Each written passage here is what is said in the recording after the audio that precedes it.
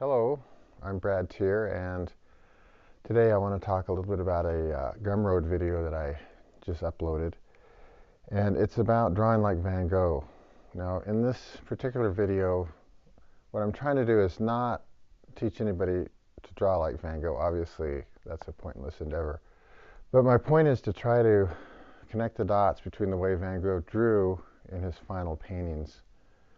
Now, the reason that's important for artists is you need to make a connection between how you do your preliminary work, your color studies, your sketches, and how you do your final work, whether that be a painting or pastel drawing, whatever. The reason that's important is you need to have a harmony of thought about your work. And I finally made that transition maybe 2 years ago when I started doing my underpaintings with acrylic markers. So that really helped me to bridge the gap between what I used to do as a woodcut artist and what I'm now doing as a painter. So in the course of this video, it's about 37 minutes or so, what I hope to do is to allow you to see how one artist, Van Gogh, connected what he did in drawing, in his pen work, and his final paintings. So I think it's a good exercise. It certainly was an eye-opener for me when I realized that I had to bring everything together. I had to fuse everything together so that my thinking had some harmony to it.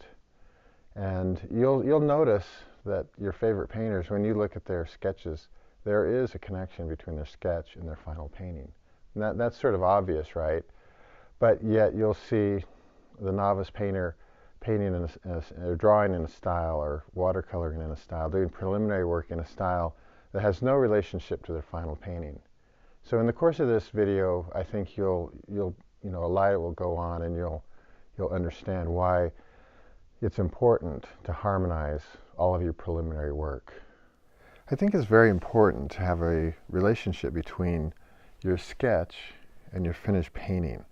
It's not always easy to achieve, but I think one artist that did it quite well was Van Gogh. And in this video, we're going to be looking at how Van Gogh got his energy from a sketch into his final painting. Now let's take a really quick look at one of Van Gogh's paintings, and we'll note a few of the calligraphic strokes that relate to drawing. Now first off, I want to note the use of what's called cloisonnism, and that's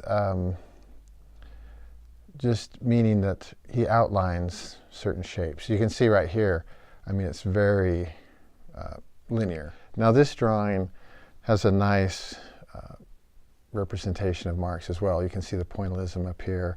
These are very fine strokes, and these are very large, well, not very large, but they're larger strokes in these. And then we see some very large dots over here.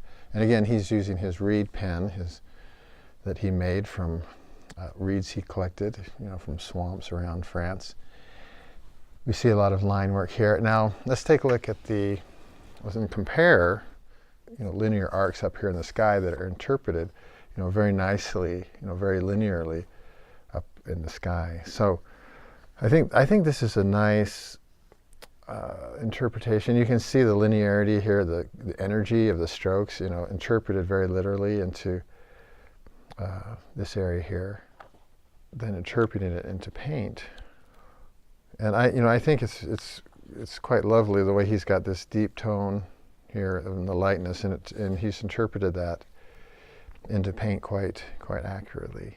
You can see this here is like he's just put some hatching on there. It doesn't really describe the shape of the mountains, but he's trying to describe the value of the mountains. And here in the final piece, he's used the strokes of his brush to delineate the shape and the value. So he's expanded it. Now as I start to put dots that are closer together or larger, that creates a darker tone. And so that's how I think of linearity, line work, in relation to lights and darks. Very few lines in. If you wanted to put a darker shape, you'd put a lot of lines in, and so on. It's fairly basic. Now this, idea I picked up from wood engraving, which I did as an illustrator in New York for many years. And in wood engraving, you use this concept of the proximity of line creating a tone.